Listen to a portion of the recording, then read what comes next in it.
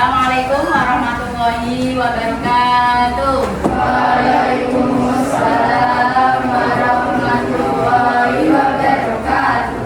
Gimana kabarnya anak-anak hari ini? Baik. Alhamdulillah. Seperti biasa, sebelum pelajaran kita mulai, kita berdoa dulu. Semoga apa yang akan kita pelajari nanti mendapatkan ilmu yang bermanfaat. Silahkan ketua kelasnya bisa memimpin berdoa. Siap, doa kembali. A'udzu billahi minasyaitonir rajim. Bismillahirrahmanirrahim. Rabbi zidni ilma warzuqni fahma. Amin ya rabbal alamin. Doa selesai. Terima kasih Mas Ian sudah memimpin doa pada pagi hari ini. Semoga kita nanti bisa mempelajari materi dengan baik dan paham serta mendapatkan ilmu yang bermanfaat. Untuk selanjutnya akan saya absen dulu sebelum mulai pelajaran. Yang pertama, Dimas Gana Pranaya. Ya. Dwi Luki Saputra. Hadir. Farizal Yunianto. Hadir. Ilmuna Inayatun Nasihah. Irsyad Asmawi. Laila Ramadhani. Melinda. Andika. Alif. Diki. Irul. Sela. Sakit. Zahratul Aulia. Hadir. Zidni. Hadir. Zifara. Hadir. Aisyah. Terima kasih. Berarti yang absen hanya satu, yaitu Mbak Yuni sakit. Semoga teman kita yang sakit segera diberikan kesembuhan dan bisa belajar seperti biasanya. Terima kasih. Sebelum kita mulai pelajaran, silakan baju yang belum rapi dirapikan dulu. Ayo, tempat duduk yang belum rapi dirapikan. Sudah anak-anak ya? Buku-bukunya silahkan dibuka. Materi hari ini adalah SKI, Sejarah Kebudayaan Islam. Silahkan dibuka. Hai. Halo. Halo. Hai. Hai hai. Halo halo hai. Iya, terima kasih. Semoga kita nanti belajar dengan semangat. Sesemangat pagi yang cerah hari ini. Sebelum pelajaran kita mulai, kemarin kita mempelajari tentang apa? Ada yang masih ingat? Ada yang masih ingat? Yo, tentang hijrah Nabi Muhammad. Saya tanya sekarang, sing iso jawab silahkan tunjuk jari. Yang pertama, ke kota manakah Nabi Muhammad melakukan hijrah? Mana? Iya, Mbak Meli, pinter, Madinah. Berarti masih ingat materi yang kemarin. Yang kedua, siapa yang menemani Nabi Muhammad hijrah ke Madinah? Iya, Mas Irsyad, Abu Bakar. Kemudian yang ketiga, sesampai di Madinah, apa yang dilakukan oleh Nabi Muhammad? Membangun Masjid Nabawi. Pintar, berarti masih ingat materi yang kemarin. Setelah itu nanti oke anak-anak, hari ini kita akan mempelajari materi selanjutnya, yaitu tentang misi dan strategi dakwah Rasulullah di Madinah, yaitu dengan menggunakan model discovery learning. Ibu guru akan menampilkan sebuah video yang bisa kamu simak. Dakwah Rasulullah Shallallahu Alaihi Wasallam di Madinah. Ya, ini silakan kalian simak dulu. Adapun misi dan strategi dakwah Rasulullah di Madinah ada 4. Yang pertama yaitu membangun Masjid Nabawi. Yang kedua, mempersaudarakan kaum Muhajirin dan kaum Ansor. Yang ketiga, membuat piagam Madinah. Dan yang keempat, membangun sistem ekonomi Islam. Dari keempat misi tadi, kita akan jabarkan satu persatu. Yang pertama, membangun Masjid Nabawi. Program atau misi yang pertama Nabi Muhammad sesampainya di Madinah, yaitu menentukan tempat di mana akan dibangun sebuah masjid. Tempat yang dipilih yaitu tempat di mana untanya berhenti ketika tiba di Madinah. Tapi tanah yang dipilih yaitu tanah milik dua orang anak yatim yang bernama Sahir 7 pasal, yaitu 23 pasal membicarakan hubungan antara sesama umat Islam. Pada hal ini ada 11 gaya. Yang kedua, menempatkan orang. Selanjutnya, caranya yang keempat adalah Nabi menganjurkan bagi kaum muhajirin yang mempunyai pengalaman dagang dan mempunyai modal. Setelah anak-anak tadi melihat tayangan video, silakan anak-anak bisa membentuk kelompok, nanti mendiskusikan hasil pelajaran pada pagi hari ini yang belum kalian pahami dari materi yang sudah ditampilkan dari video tadi. Ya, silakan anak-anak bisa mengelompok berdasarkan kelompoknya masing-masing, dibagi ya. Sini kelompok 1, kelompok 2, kelompok 3, dan kelompok 4. Yuk, silakan. Sudah berkelompok? Sudah ya? Oke, kalau sudah, sekarang akan Ibu bagikan LKPD. Nanti silakan anak-anak isi berdasarkan diskusi dengan teman-temanmu itu tentang materi tadi, yaitu misi dan strategi dakwah Rasulullah di Madinah. Urut dari kelompok 1. Ya. Kelompok 2.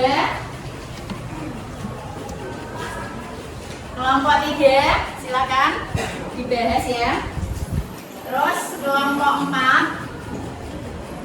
Ini LKPD-nya, silakan nanti kalian isi berdasarkan diskusi dari teman-teman kamu. Ya, silakan.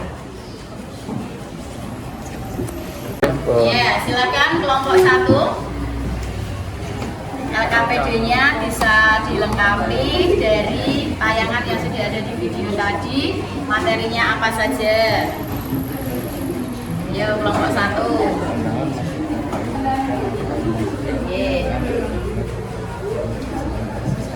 Kelompok 2, silakan. Oke, isi materinya apa tadi yang belum dipahami, yang sudah bisa dicari materinya silakan ditaruh di jawaban LKPD.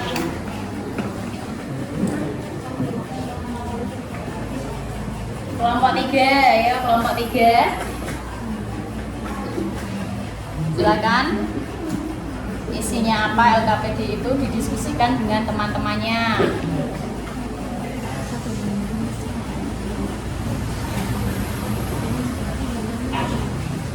Kelompok 4. Ya. Tuh materi misi dan strategi dakwah Rasulullah. Silakan isi LKPD. Sudah selesai diskusinya? Sudah.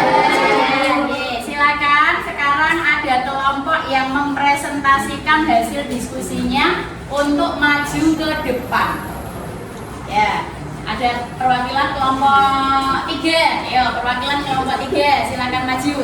Ayo Mbak Sela, bisa maju untuk mempresentasikan hasil diskusinya. Nanti bergantian dengan kelompok yang lain. Silakan bisa menghadap ke barat semua,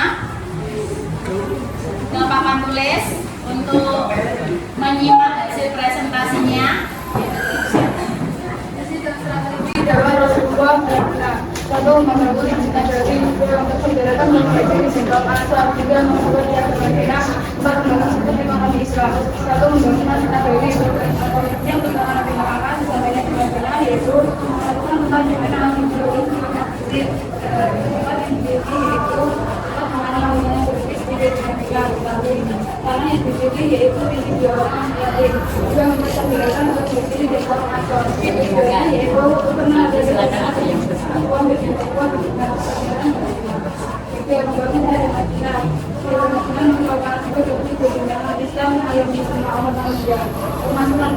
karena Islam memang rahmatan lil alamin. Dari hasil presentasi yang disampaikan oleh kelompok 3 tadi, apakah ada yang ingin ditanyakan? Sudah jelas semua? Oke, kalau sudah, sekarang kita simpulkan materi hari ini. Yaitu silakan Mbak Zifara, perwakilan menyimpulkan materi. Silakan berdiri. Misi dan strategi dakwah Rasulullah SAW di Madinah. 1. Membangun Masjid Nabawi. 2. Mempersaudarakan kaum Muhajirin dan kaum Ansor. 3. Membuat piagam Madinah. 4. Membangun sistem ekonomi Islam. 1. Membangun Masjid Nabawi. Program atau misi yang pertama Nabi Muhammad SAW sampainya di Madinah, yaitu menentukan tempat di mana akan dibangun sebuah masjid. Tempat yang dipilih yaitu tempat di mana untanya berhenti tiba di Madinah. Tapi tanah yang dipilih yaitu milik 2 orang anak yatim. 2. Mempersaudarakan kaum Muhajirin dan kaum Ansor. Tujuannya yaitu untuk menambah kerukunan persatuan dan memperkuat hubungan persaudaraan umat Islam.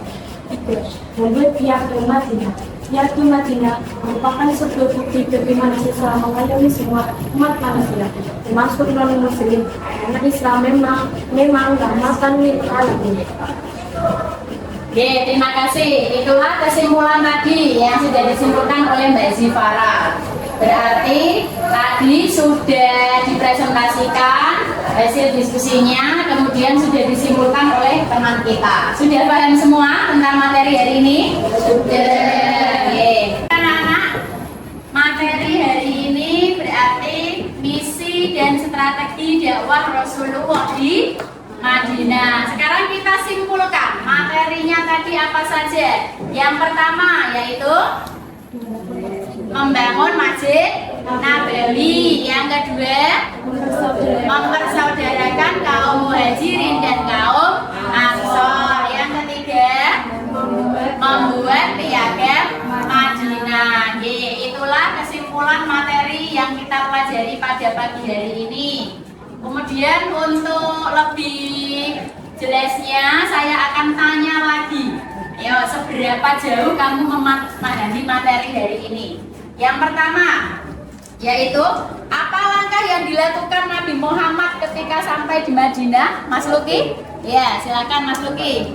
Nabawi mempersaudarakan kaum muslim, membuat perjanjian Madinah. Iya, ada 3 sudah dijawab oleh Mas Luki. Yang kedua, yaitu siapa yang tahu apa itu kaum Muhajirin? Oke, Mas Alif, silakan dijawab. Apa? Iya, kaum pendatang, itu kaum Muhajirin. Yang ketiga, yaitu piagam Madinah, itu piagam yang dibuat perjanjian antara siapa dengan siapa? Oke, Mbak Tia. Ya, antara kaum muslimin dan kaum Yahudi di Madinah. Oke, terima kasih. Berarti anak-anak sudah paham materi hari ini. Untuk selanjutnya, nanti akan Ibu bagikan tugas untuk tes hari ini, mengukur seberapa jauh anak-anak memahami materi hari ini. Ya, ini tugasnya, silakan bisa dikerjakan. Oke anak-anak, pembelajaran pada pagi hari ini akan Ibu akhiri. Jangan lupa di rumah belajar materi yang akan datang, yaitu tentang bagaimanakah Nabi Muhammad itu melakukan perubahan di Madinah. Kemudian untuk mengakhiri pelajaran pada pagi hari ini, marilah kita tutup dengan bacaan hamdalah bersama-sama. Alhamdulillahi Rabbil Alamin. Akhirnya, wallahul muwaffiq ila aqwamit thoriq. Wassalamualaikum warahmatullahi wabarakatuh. Waalaikumsalam warahmatullahi wabarakatuh.